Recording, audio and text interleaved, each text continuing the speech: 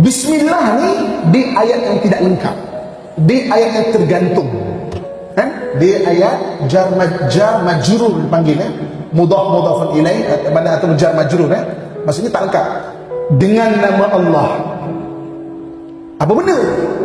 Dengan nama Allah lah. Apa benda? Kan? Awak membaca dengan nama Allah ke? Berjalan dengan nama Allah ke? Apa benda? Dengan nama Allah yang Maha Pemurah lagi Maha Pengasihan. Dia ayat yang lengkap. Sebab apa? Sebab ayat tu diturunkan untuk kita letakkan takluk dia. Maksudnya itu bahasa kita. Kita letakkan dia punya pelengkap ayat dia. Contoh dia, kita nak minum. Bismillahirrahmanirrahim. Aku minum dengan nama Allah yang Maha Pemurah. Kita nak bawa kereta, kita baca Bismillahirrahmanirrahim. Aku bawa kereta dengan nama Allah yang Maha Pemurah lagi Maha Pengasihan.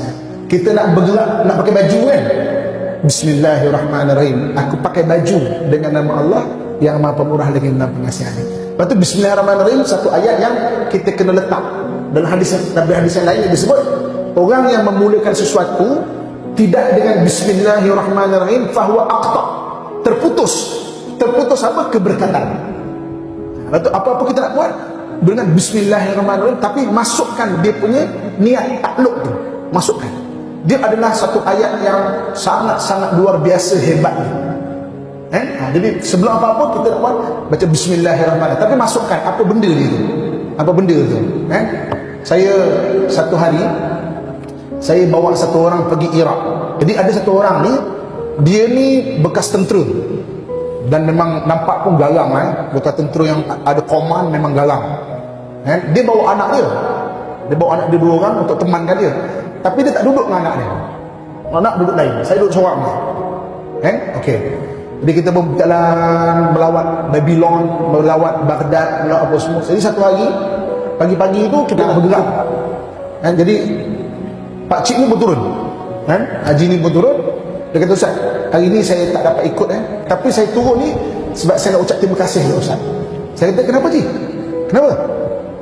Malam tadi Ustaz, hotel Arab ni umum dia, tandas lain, tempat mandi lain. Umum Malam tadi balik melawat, saya mandi Ustaz. Saya mandi, duduk kat bathtub. Air penuh. Tiba-tiba nak bangun Ustaz, kan tak boleh nak bangun. Telefon dekat luar. 2 jam dia struggle nak bangun. Sampai dia kata apa, mati dah aku dah. Mati dah. Ini kalau badan tiba-tiba mungkin lebih parah lagi, mungkin makin terjatuh mungkin, kan? Lepas kita tak tahu, kan? Saraf, kan? Nak bangun tak boleh Ustaz.